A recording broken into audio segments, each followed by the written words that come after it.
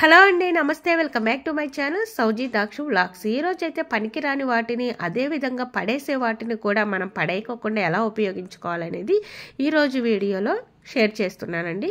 Video కంటిన్యూగా చూడండి. మీకు నచ్చినట్లయితే లైక్ చేయండి, షేర్ చేయండి. ఇక్కడ చూడండి, ఇదైతే పౌడర్ డబ్బా అండి. దీనిపైన ఉన్న మూత అయితే పగిలిపోయింది. సో అయితే ఆ మూత పడేసి ఈ డబ్బాని మనము పౌడర్ వేసి యూస్ చేసుకోవచ్చు. స్మెల్ పోతుంది అనుకున్నప్పుడు ఇది ఒక నార్మల్ గిన్నె ఎలా యూస్ చేస్తామో అలా యూస్ చేసుకోవచ్చు. ఇది చూసారు కదా, వేరే ప్లాస్టిక్ డబ్బా మూత అండి.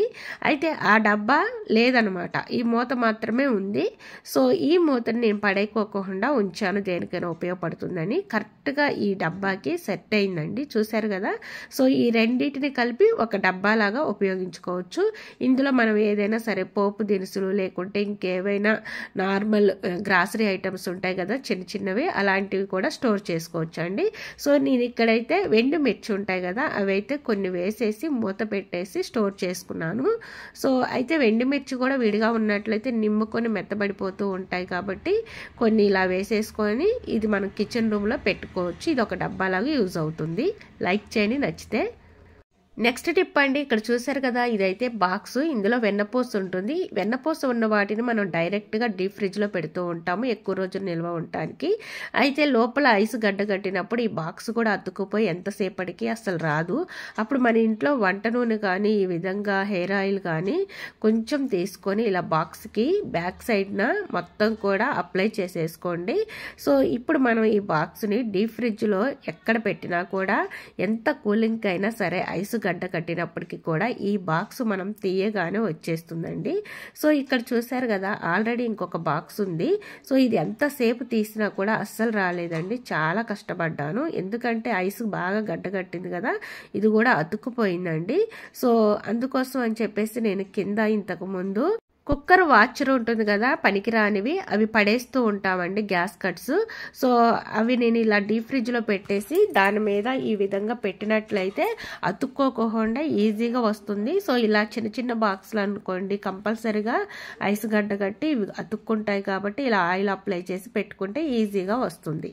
నెక్స్ట్ టిప్ అండి, ఇక్కడ చూడండి, ఇవైతే 2 ప్లాస్టిక్ బాక్సులు అనమాట. ఇక్కడ చూడండి, ఒక బాక్స్ ఉంది కదా, ఈ బాక్స్ చాలా బాగుంది, కానీ పైన ఉన్న మూత మాత్రం డ్యామేజ్ అయింది. లోపల నేను పచ్చడి పెట్టాను. సో అయితే ఇక్కడ ఇంకొక బాక్స్ చూపిస్తున్నాను. దీని మూత బాగుందండి, కానీ ఈ బాక్స్లో నేను ఇలా స్టోన్స్ ఎందుకు పెట్టానంటే ఈ బాక్స్ బ్యాక్ సైడ్ మొత్తం కూడా పగిలిపోయింది అనమాట. మనం ఇందులో ఏదైనా పచ్చళ్ళు, కర్రీస్ పెట్టినా కూడా ఇది నిలబడదు, ఎందుకంటే ఈ పగిలిపోయిన దాంట్లో నుంచి కారిపోతూ ఉంటుంది కాబట్టి ఇలా స్టోన్స్ అయితే పెట్టేసుకున్నాను. అయితే ఇక్కడ ఈ మూత మంచిగా ఉంది కదా, ఈ మంచిగా ఉన్న మూతని ఇక్కడ పచ్చడి పెట్టాను కదండి, ఆ బాక్స్కి ఇది సెట్ చేసుకుంటే ఇది ఒక బాక్స్ అయితే రెడీ అవుతుంది. సో ఇక్కడ డ్యామేజ్ అయింది కదండి మూత, ఈ మూతని ఈ పగిలిపోయిన బాక్స్కి సెట్ చేసుకుంటే దీన్ని కూడా మనము యూస్ చేసుకోవచ్చు. అంటే ఇలా పగిలిపోయిన వాటిల్లో చిన్న చిన్నవి ఏవైనా స్టోన్స్, థ్రెడ్స్, హుక్స్లు, లేకుంటే బటన్స్ ఏవైనా ఉంటాయి కదండి, ఇంకా అలాంటి వాటిని మనం ఇలా స్టోర్ చేసుకున్నట్లయితే ఇవి పగిలిపోయినా కూడా ఎటు నుంచి కూడా కారిపోకోకుండా ఇందులోనే ఉంటుందన్నమాట. సో ఇలా ఈ 2 బాక్సులను అయితే మనం పడేయకోకుండా చక్కగా రీయూజ్ చేసుకోవచ్చు. సో పడేసే వాటిని కూడా మనం ఈ విధంగా సెట్ చేసుకున్నట్లయితే మనకి ఇంట్లోనే మంచి బాక్సులు అయితే తయారు చేసుకున్న వాళ్ళం అవుతాం. సో మీకు నచ్చినట్లయితే లైక్ చేయండి. నెక్స్ట్ టిప్ అండి, ఇక్కడ చూడండి, మనకి అర్జెంటుగా ఏదైనా నెంబర్స్ కానీ, అంటే ఫోన్ నెంబర్ ఏదైనా వేసుకోవాల్సి వచ్చినప్పుడు పేపర్ దొరక్క పెన్ను దొరికింది అనుకోండి, మనం తొందరగా చేతి మీద అయితే వేసేసుకుంటూ ఉంటాం. లేకుంటే చిన్నపిల్లలు అయితే చేతి మీద పిచ్చి గీతలు గీసుకుంటూ, లేకుంటే ఏదైనా డ్రాయింగ్ లాగా వేసేసుకుంటూ ఏదో ఒకటి పెన్నుతో అయితే పిచ్చి పిచ్చిగా చేతి మీద ఇలా చేస్తూ ఉంటారు. సో ఈ పెన్ను గీతలు ఈజీగా పోవాలి అంటే ఒక స్మాల్ టిప్ అండి. సో ఎందుకంటే చేతి మీద ఇలా పెన్ను గీతలు ఉన్నట్లయితే చూడటానికి అంతగా బాగోదు కాబట్టి ఇది వెంటనే మనం కడిగేసిన తొందరగా రిమూవ్ అవ్వదు కాబట్టి ఈ విధంగా అయితే ఒక కాటన్ తీసుకొని, ఇంట్లో హెయిర్ ఆయిల్ ఉంటుంది కదా, సో ఒక 2 డ్రాప్స్ ఈ కాటన్కి ఇలా అప్లై చేసేసుకొని ఇప్పుడు మన చేతి మీద ఉన్న ఈ ఇంకు మరకలన్నీ కూడా ఈ విధంగా రఫ్ చేసేసేయండి. చూసారు కదండి, మొత్తం కూడా ఇలా తుడిచినప్పుడు మీకు ఈ కాటన్కి ఇంకు మరకలు అయితే కనిపిస్తున్నాయి కదా, ఈ పెన్ను మరకలన్నీ కూడా ఈజీగా చేతి మీద ఎంత చిక్కగా ఉన్నా కూడా ఒకవేళ ఇంకే చేతికి కాలుకి ఎక్కడైనా స్కిన్కి టచ్ అయి ఉన్నా కూడా మనం ఈజీగా ఇలా ఆయిల్తో రిమూవ్ చేసుకోవచ్చు అండి. సో ప్రతి ఒక్కరికి యూస్ఫుల్ అవుతుంది అనుకుంటున్నాను. ముఖ్యంగా చిన్నపిల్లలు స్కూల్కి వెళ్ళే వాళ్ళైతే చేతి నిండా ఇంకు మరకలు పెన్ను గీతలు గీసి వస్తారు కాబట్టి ఈ చక్కగా ఈ టిప్ అయితే యూజ్ అవుతుంది.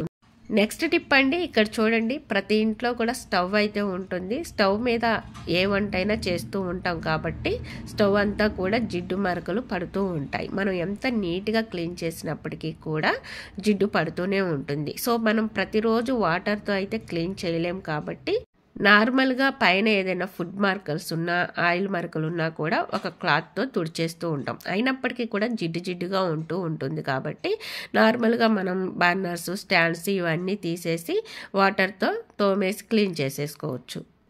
ప్రతిరోజు వాటర్తో క్లీన్ చేసినా కూడా స్టవ్లు పాడైపోతూ ఉంటాయండి. స్టవ్ పాడైపోకుండా స్టవ్ మీద ఉన్న జిడ్డు మరకలు ఏమీ లేకోకుండా స్టవ్ చాలా నీట్గా తలతల మెరిసిపోవాలి అంటే ఒక సింపుల్ టిప్ అయితే మీకు షేర్ చేస్తాను, చూడండి. ఇక్కడ చూడండి, నేను కాఫీ పొడి ప్యాకెట్ తీసుకున్నాను. ఏ బ్రాండ్ అయినా పర్వాలేదండి. నేనైతే బ్రూ ప్యాకెట్ తీసుకున్నాను. ఇది మనకి స్టవ్ మీద ఉండే జిడ్డు మరకలను బట్టి ఒక ప్యాకెట్ అయితే సరిపోతుంది.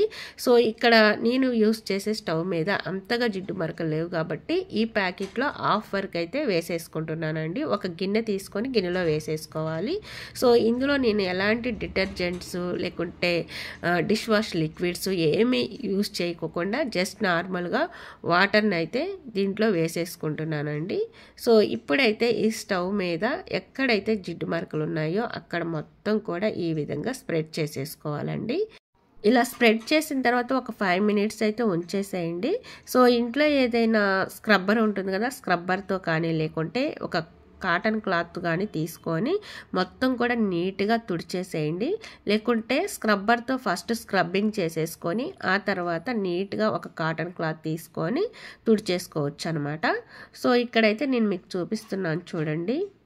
ఈ విధంగా ఒక కాటన్ క్లాత్ తీసుకొని నేను ఎక్కడైతే తుడిచేస్తున్నానో అక్కడ స్టవ్ తలతల మెరిసిపోతుందనమాట. సో మొత్తం తుడిచేసిన తర్వాత లాస్ట్లో చూడండి మీకు క్లారిటీగా కనిపిస్తుందండి. ఎలాంటి detergent liquid dish wash liquid ఏమీ క్లీనింగ్ లిక్విడ్స్ యూజ్ చేయకోకుండా స్టవ్ని ఒక కాఫీ పౌడర్తోనే జిడ్డు లేకోకుండా తలతల మెరిసేటట్టుగా చేసుకోవచ్చండి.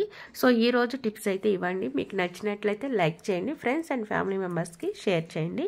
ఫస్ట్ టైం మన ఛానల్ ఎవరైనా కొత్త వాళ్ళు విజిట్ చేస్తున్నట్లయితే సబ్స్క్రైబ్ చేసుకొని పక్కనే ఉన్న బెల్ ఐకాన్లో ఆల్ బటన్ యాక్టివేట్ చేసుకోండి. నేను వీడియోస్ అప్లోడ్ చేయగానే ప్రతిదీ నోటిఫికేషన్ రూపంలో మీ ముందుకు వస్తుంది, మీరు మిస్ అవ్వకుండా ఉంటారు. Don't forget my channel. By by, take care. ఇంకొక మంచి యూస్ఫుల్ ఇంట్రెస్టింగ్ వీడియోతో మీ ముందుకు వచ్చేస్తాను. Thanks for watching.